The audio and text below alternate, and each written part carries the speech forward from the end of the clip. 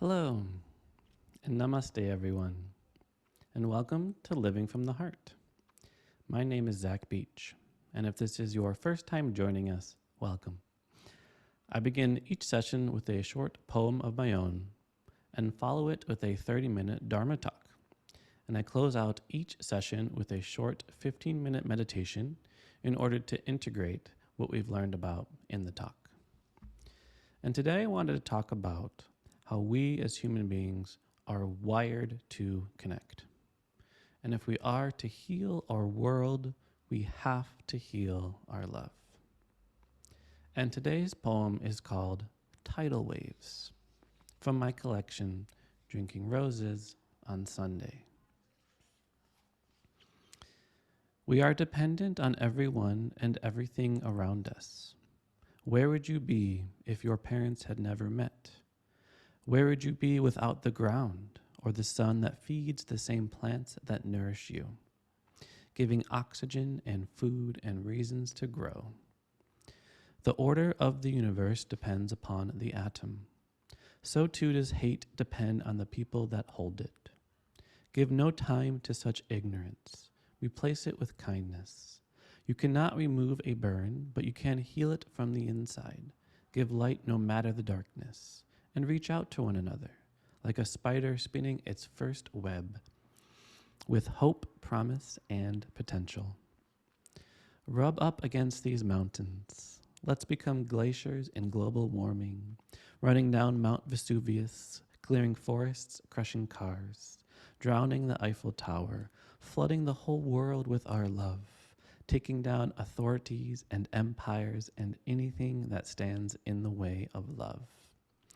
All you have is more than enough.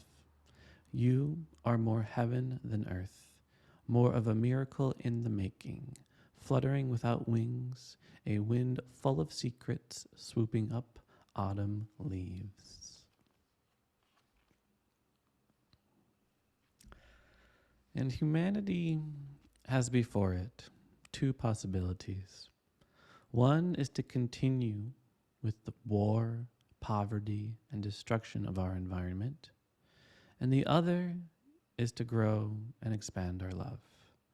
The second possibility is to conquer the world with our love. And I believe it is time to shift our focus from the former to the latter, from hate to love. And to understand how to conquer the world with our love, we have to begin with one of the most biggest myths of all, a myth that many people continue to believe in, and that myth is the myth of survival of the fittest. And survival of the fittest is a misinterpretation of the theory of evolution that says that only the strong have survived, while the weak have died off. However, this is not true, that only the strong have survived, particularly if we think of strong as meaning having muscles or running very fast. If only the strong survived, then tell that to the dinosaurs and the megafauna that once traveled the North American plain. Because it is not actually survival of the fittest. It is survival of the species that were most adaptable to change that survived. And human beings have covered and conquered so much of this planet because we have been able to adapt so quickly to different environments and ways of being. And we've done that. We've adapted so quickly and so well through one pathway and one pathway only, through cooperation and connection with each other. In fact, human beings have conquered the planet because we are the most cooperative species on the planet. And this happened when humans evolved two fundamental changes. The first is somewhere between 1 million and 200,000 years ago, our brains got much bigger.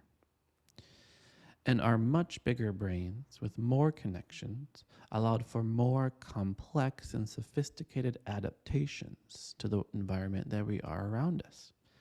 And while our brains got bigger, while we were developing and evolving larger brains, and while our head was getting bigger, Another extraordinary transformation that happened in our evolutionary history is that we also started to walk on two legs.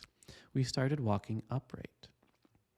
And what many people don't realize is that these things conflicted. And they conflicted in how our babies were born. Because as our brains grew, our heads grew. And soon our babies got so big as our pelvises got small in order to walk upright that our babies had to be born younger and younger, earlier and earlier on in their natal development. So, unlike an elephant, for example, which has a gestation period of around 20 months, our human babies, aren't in the womb for nearly as long. As a result, our babies are born essentially premature. So, unlike birds, which can leave the nest after just a few weeks, or a deer, which can stand in 10 minutes and walk in 7 hours, our young are extraordinarily dependent on us. And I know many parents who would love if their kid could just be born in the morning and start walking in the afternoon and take care of themselves by the evening. Our lives would be so much easier. But it doesn't work that way. Our kids need us. And as a result, we as a human species have evolved some incredible capacities that are only seen in a few other species. And that is our capacity for love, for attachment and strong emotional bonds, to care for others, both within our familiar bonds and altruistically, to take another person's perspective, to point of view, and also to empathize with one another. So love, loving others, and the need for love are all hardwired into our brain. From the moment we are born, we are extraordinarily helpless, and we need other human beings to be there in order to feed us, in order to shelter us. We are extraordinarily helpless, and we can't take care of us ourselves. But our dependence on others as young infants goes far beyond our need for food, shelter, and protection. Some of you might even know, if you've taken in a Psychology 101 class, you've learned about Harry Harlow's monkeys. And you know about his infamous experiment where he took baby monkeys and he put them in cages. And in the cages, the monkeys had two quote unquote mothers. And they had one mother, which was a wireframe mother that dispensed food and water. And it has second mother, which was also a wireframe mother, but this was covered with a warm cloth. And Harry Harlow observed, where did the baby monkey spend its time? Did it fall in love with the mother that dispensed food and water, or did it fall in love with the mother that produced warmth? And as you might imagine, and as you might have already learned, the monkey spent all of its time clutching the warm terry cloth mother, and it only went to the other mother when it needed food and when it needed water before returning to the warm mother. And this is how warm-bloodedness works fundamentally in most mammalian species. It is literally passed down. And anyone who raises chickens knows this. We know that the mother hen needs to sit on the eggs to keep them warm before the eggs hatch, and the chicks are able to generate their own warmth for their own physiology. This happens in human beings too. So an amazing thing happens when a mother breastfeeds her child or a father bottle feeds. And the child is not just getting the physical sustenance that it needs in order to survive. The child is being held next to a warm body. And that warm body has a heart rate that is beating at a certain pace. It has a breathing rate. It has a temperature. And there also is a crucial face-to-face, eye-to-eye contact between the caregiver and the infant. So I think many people have kind of a misunderstanding that there's some gene in our body that encodes our body's temperature to be somewhere around the temperature of 98.6 degrees Fahrenheit. But really, what really happened in our development is that our body was held against another body that was 98.6 degrees, and it absorbed that warmth, and it thought, this is an awesome temperature to be at. I'm going to continue to be at this temperature for the rest of my life. So it's not just that we need love at a young age in the form of food and shelter and protection, is we literally need warmth, tenderness, kindness, to be held, to be seen, and to be loved. There's a story of a family who went out to a restaurant for dinner. And when the waitress arrived, the parents gave their orders. And after that, the 5-year-old piped up with their own order. And the 5-year-old said, "I'll have a hot dog, French fries, and a Coke." And the father interrupted and said, "Oh, no, you won't." And he turned to the waitress and said, "She'll have meatloaf, vegetables, and a glass of milk." Looking at the child with a smile, the waitress said, "So, hun, what do you want on that hot dog?" And when she left, the family sat stunned and silent. And a few moments later, the little girl said, with her eyes shining, "She thinks I'm real." So our need for love isn't some like woo-woo new age idea. It is rooted in our biology and in our neuroscience. So just as you might write something down that you personally don't want to remember or you want to remember later on, so too much of our evolution as a species has become externalized, has become passed down through social interactions, through our culture, and through our society. For example, just take any language. We were not born speaking the language that we were spoken to, but we were born being able to absorb whatever language was around us and begin to use it. So we can say language has become externalized. It's not rooted somewhere in our genes to speak a certain way. It is rooted in our genes to be open and absorptive of the environment around us, and then we, again, carry that on. So it's not survival of the fittest at all. It is the survival of the most cared for. You might even know the quote, "It is not survival of the fittest, it is survival of the most nurtured." And this quote was written by Luis Cozzolino, an American psychologist, and he has this lovely book, The Neuroscience of Human Relationships. And in the book, he writes about this externalization of our evolution.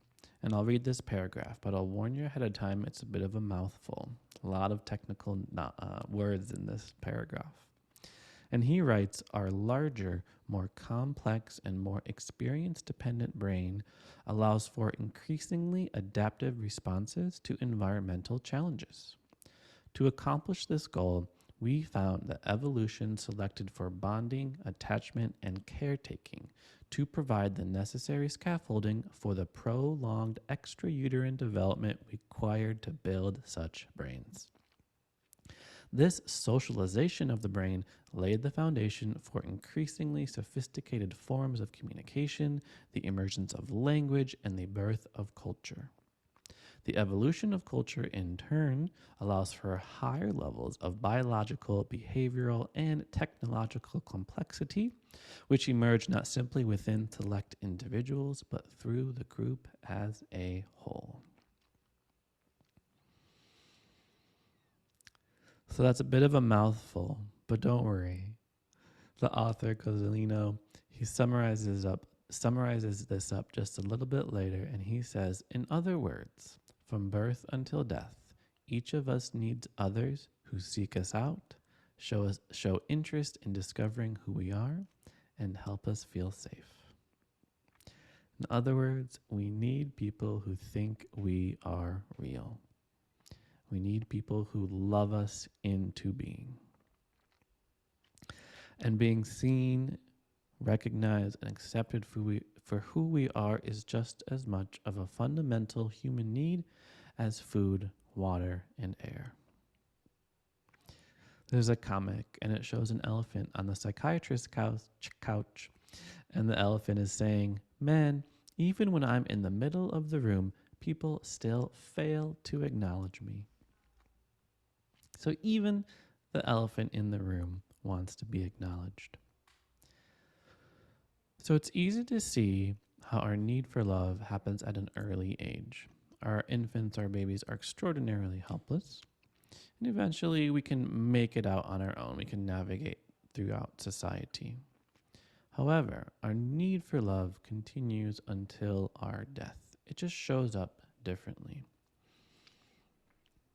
There's a lot of really amazing and promising research on how important social connection is for our overall health and longevity. In fact, a lot of the studies that are coming out are showing that poor social connection can be just as bad as smoking a pack of cigarettes a day in terms of health and longevity. And it's really incredible because having a strong social network, having strong social bonds with other human beings, lowers your chance of death from all causes.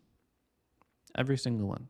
So, not just suicide, but also heart disease and cancer. So, you might be wondering, well, why is that? What is the mechanism where strong social connection reduces our risk of death? And one way to think about it is, well, how do you even measure social connection to begin with? So, for example, if you had a test subject and you wanted to measure how connected they are, you might ask them some questions. One question might be something like, if you had a secret, do you have somebody you can confide in? Or if you had an emotional problem, do you have somebody that you can share it with? Another question you might ask is, if you were behind $500 on rent, is there somebody that you could borrow that money from? And it's easy to see that if somebody answers no to this question, how damaging that can be on their life. And it's really challenging just right now. We're in a loneliness epidemic, is that there's more lonely people with each subsequent generation for the past 100 years. And you can imagine that if you don't have $500 that you can borrow from a friend when you're behind on rent, then you're more likely to get evicted. When you're evicted, you don't have a home, you're more likely to have trouble getting to your job and being prepared for your job, and more likely to lose your job and end up on the streets. So, similarly, you might have friends, and those really awesome friends that bring out the best in you. They support you. They want you to succeed in life, and they help pick you up when you are down. So our friends are there to encourage positive behaviors. After like a challenging breakup, you might have a friend and say, you know what, you got to get out of this funk. Let's go out. Let's have dinner. Let's go have a drink. Let's talk about it. Let's help you move beyond these challenges that you're encountering. So a really key and crucial aspect that other people play in our lives is what psychologists call emotional regulation. And it's really interesting what evolution has wired us to do and not to do. So for example, I can very easily take my right arm up and take my right arm down. I can consciously move my arm up and move my arm down. But I can't consciously move my anger up and anger down. I can't consciously move my sadness up and sadness down. We didn't evolve to regulate and control our own emotions, but we did evolve to feel better when we share them with others. You too have probably experienced this yourself, where you're having a difficult issue in your life, you're having a difficult problem, you feel like there's an incredible burden on you, an incredible weight on your shoulders. And then when you share it with someone and they listen, they really listen with acceptance and non-judgment, and they receive what challenges you're going through, suddenly that burden gets lifted off. Suddenly you're not carrying this big heavy weight by yourself, but it's shared with somebody else.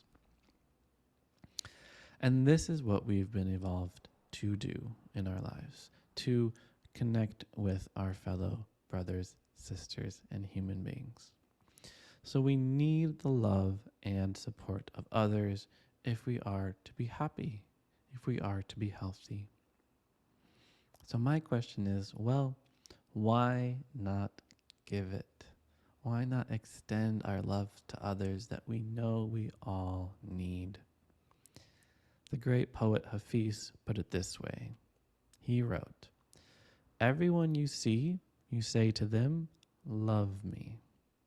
Of course, you do not do this out loud, otherwise someone would call the cops.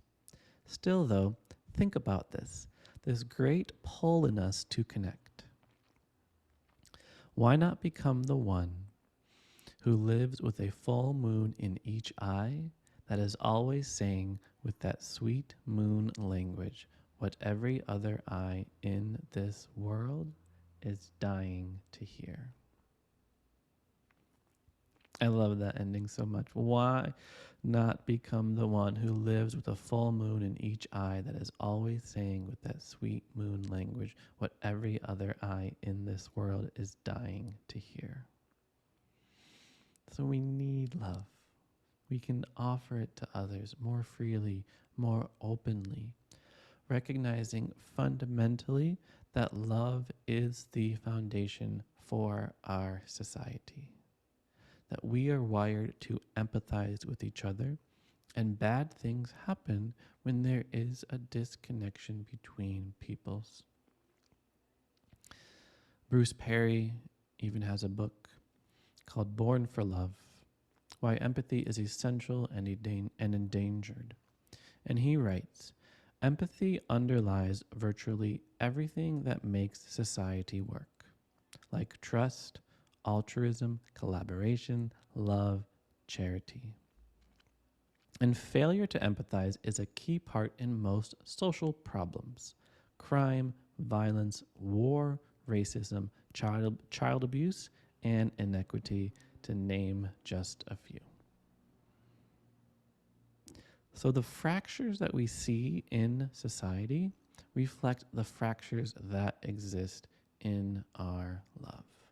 We are all connected. Everything that we do sends out ripples to the world around us. And again, this is not some woo-woo stuff. This is grounded in research, psychology, and neuroscience. You probably also know about mirror neurons. And if you don't, a mirror neuron is this special type of neuron inside of your brain that fires when you see somebody else do something. So for example, if I were to raise this glass of water and take a drink, the same neurons that would fire if you were to take a glass of water and drink also fire, but to a limited extent. So in other words, if you were walking down the street and you smile at somebody walking the other direction, they might not smile back, but guess what? Those mirror neurons in their head that coordinate smiling have been activated, and they're more likely to smile later to somebody else. So you might almost imagine every footstep that you take sends out ripples to the people around us. The poet Young Pueblo put it this way: "When we think of happiness, it is important to remember that, generally speaking, we fall together and we rise together. We humans have the uncanny ability, whether we are aware of it or not, to feel and be affected in the plight and struggle of others. Energy sees no barriers. Wherever we are asked to keep our eyes and hearts closed, we are dimming the light of our own future. It is in the challenge of allowing our love to flow actively and limitlessly that we continue to find greater degrees of our own personal liberation and global liberation for all beings. This is true. Today we rebel by loving more.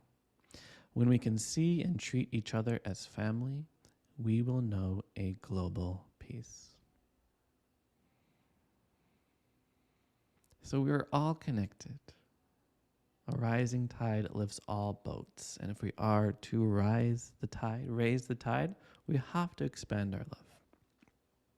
And this is one of the most fundamental challenges when it comes to living from the heart. Because often when we do first get in touch with our hearts, we feel an enormous tidal wave of emotions. And it's not just our own accumulation of emotions that we have been ignoring and suppressing for a long time, but universal sorrows of war, hunger, illness, and violence. These things reside in us. When you hear about a missile going off in Israel, when you hear about genocide going on in China, these things affect our heart. We as human beings are all connected to each other. 2 years ago, before COVID, when we could still travel, I spent 10 days at the Kopan Monastery in Nepal. And I distinctly remember every night in the meditation hall, as we were practicing sitting in silence, right outside the door would be a large group of monks chanting, chanting, chanting endlessly. And they weren't chanting in a language I understood. And eventually, one student asked, what are these monks chanting about? And the teacher said, these monks are chanting for world peace. And they chant every night. And it's so easy to kind of take like a nihilistic attitude to such a practice that 20 people chanting somewhere random is not going to have an effect on the world. But guess what? If you sit down and chant for world peace for 5 minutes, you just created a world where people sit down for 5 minutes and chant for world peace. And I think about those monks a lot. I think about how they're still chanting for world peace. They're still wanting all of us to live in harmony. And everything that I've been talking about so far is why COVID has been so challenging for so many of us. Is first of all, COVID has been a large collective trauma that we are all experiencing. It's one of the really first major mass deaths that many people have experienced all around the world. And these are connected. The suffering of somebody in the hospital right now affects us where we are today. The suffering that we see in India, the deaths that we see in India affect our well-being here today. And the biggest challenge with COVID is that in order to limit its spreading, we have to limit contact with each other, which runs contrary to our need for love. Fortunately, we can cultivate our love, expand our love, and grow our love without going anywhere. We can simply sit right here, find our breath, clear our mind, and open our heart. So for our meditation today, I wanted to focus on cultivating that love within ourselves and sending it out to the world. And just breathing and feeling love is challenging for a lot of people. So one really great way to prime the pump, so to speak, is to just start by thinking of somebody that you care deeply about. Think of somebody who you love, it could even be a pet, and think about them and you'll just feel those loving feelings naturally arise, and then tap into those feelings and we can expand it to others. Okay? So, let's find yourself sitting comfortably. And from here, elevate the spine, relax the shoulders, make a conscious decision where to put your palms, either in your lap or on your knees, facing up or facing down. Choose where you want to put your hands and leave them there. And let go of any desire to fidget. And from here, take a deep inhale through the nose and slow exhale through the mouth.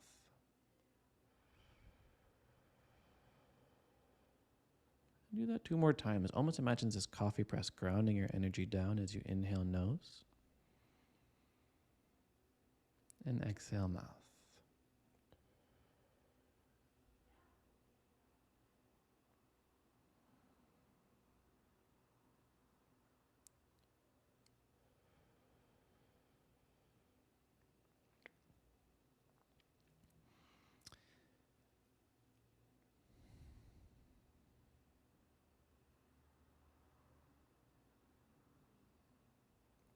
And for us to experience any real benefit in our meditation, We need a calm and focused mind.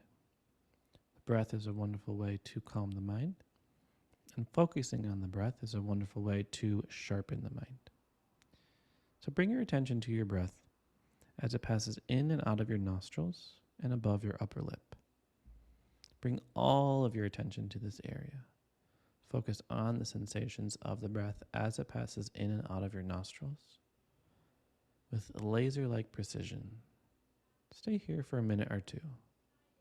If your mind wanders, bring it back to the sensation of the breath as it passes in and out of your nostrils.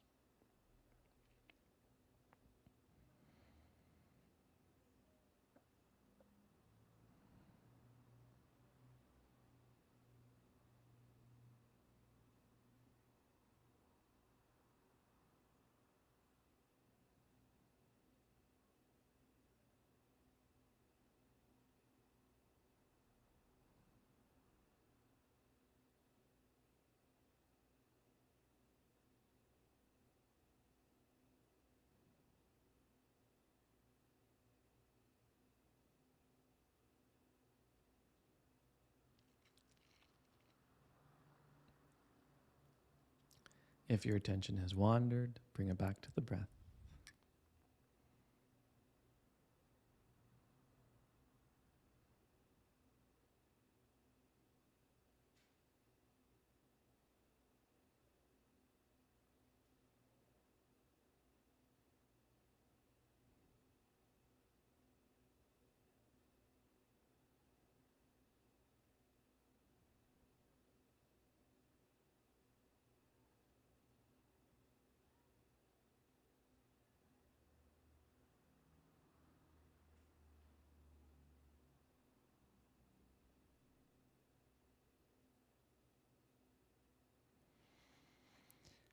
And now let us shift our focus from our nostrils to our heart, to our rib cage. Drop your attention into your heart, into that beautiful beating heart inside of you.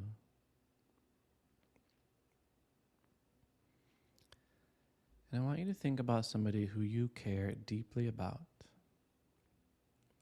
Could be a friend, a partner, a family member, or even a pet.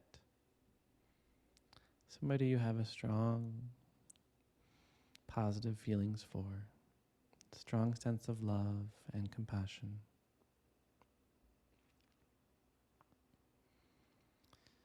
And picture this person, and as you do, feel a warmth and a tenderness emanating from your ribs.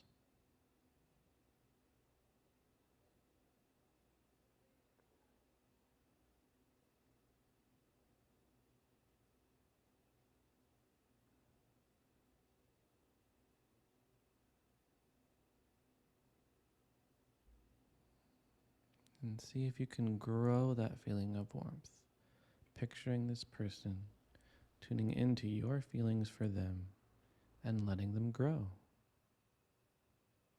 Feeling your chest become warmer, become lighter.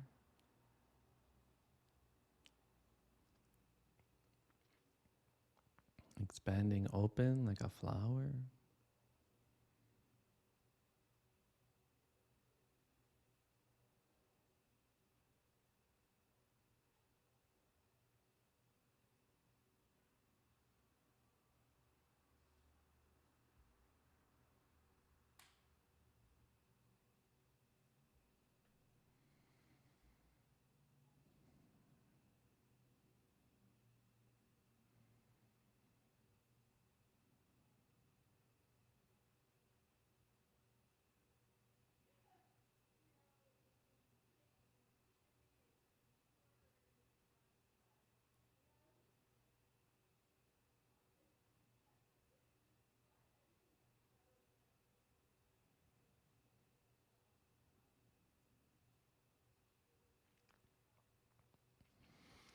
And let us take these warm feelings of positive regard and expand them further.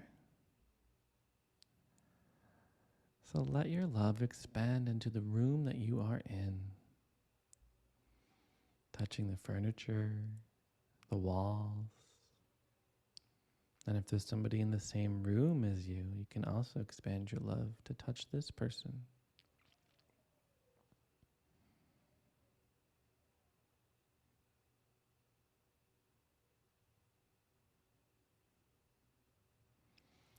And continue that expansion beyond your walls,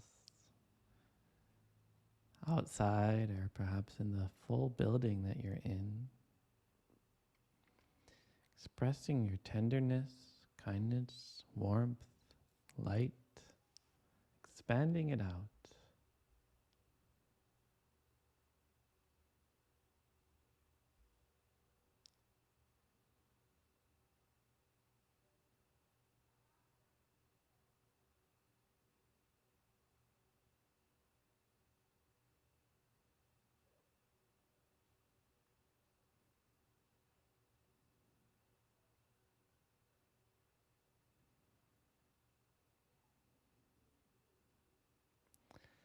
And continue to grow. Feel the warmth emanating from your chest expand beyond your neighborhood,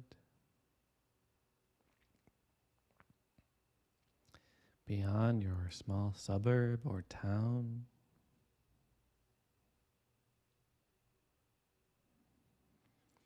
beyond your state,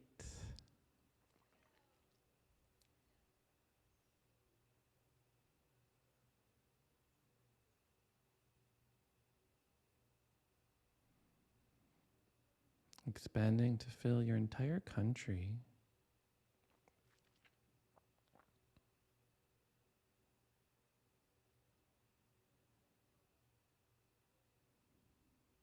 And then beyond national boundaries to include the countries around you.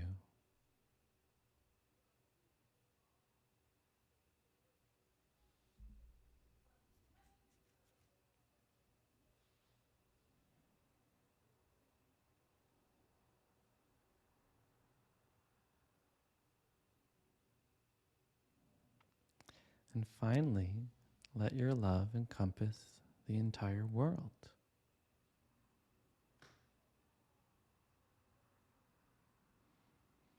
And as your love encompasses the entire world, let your tenderness and care touch everyone, every race, every gender, every religion, nationality,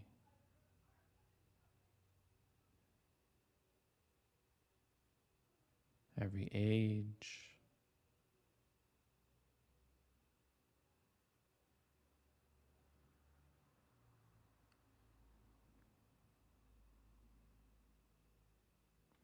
if we are to heal this world, we have to heal this love.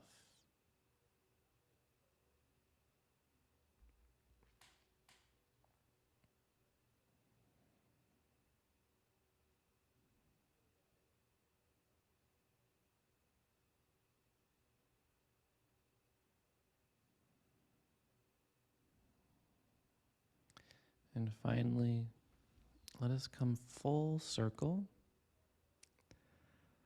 because in our path of loving everyone, of course, we mustn't forget about ourselves.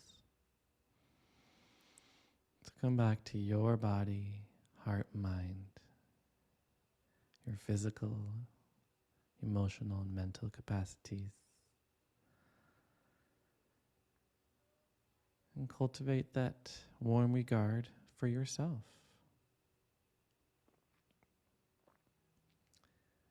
Acknowledging how far you've made it, the battles you fought, acknowledging that you are still here, acknowledging that you are doing this meditation, that you have an earnest attempt to heal, to grow, and to live from your heart, rooted in your love, your purpose,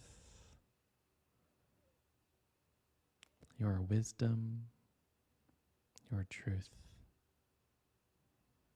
and even your divinity.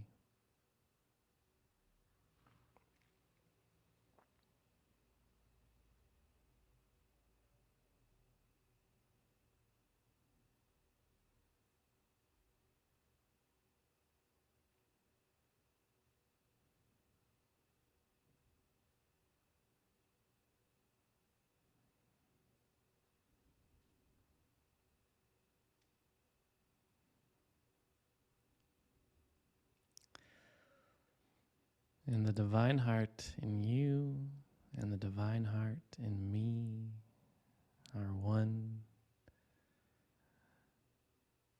as our inner beings, inner hearts, truth and wisdom recognize each other. We can bow in reverence. Namaste.